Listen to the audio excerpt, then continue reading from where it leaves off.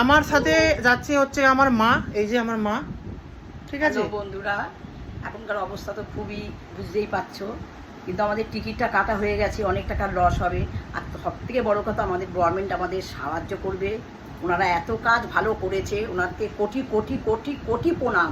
যার জন্যে খুব সাহসীভাবে আমরা যাচ্ছি, ওনাদের জন্যে যাচ্ছি, জানে আমাদের কিছু হলে উনি আমাদের রক্ষা করবেন।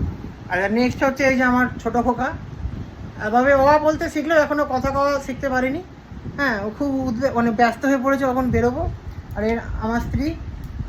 হ্যালো বন্ধুরা, আমরা সবাই মিলে যাচ্ছি, খুব মজা করব, খুব ভালো করে ঘুরবো। আচ্ছা, এবার দেখিনি কি কি নিয়েছি বলতে বেসিক্যালি একটা বড় ট্রলি ব্যাগ, সেটা হচ্ছে এইটা সাফারি ট্রলি।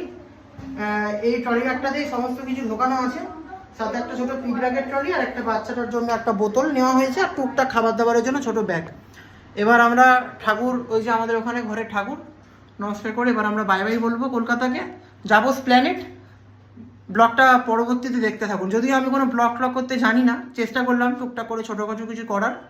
আশা করি ভালো লাগবে, দেখতে থাকুন। পুরো দার্জিলিংটা পুরো দেখাবো, আমার যতটুকু ক্ষমতা এখান থেকে পারবো ততটাই। ধন্যবাদ।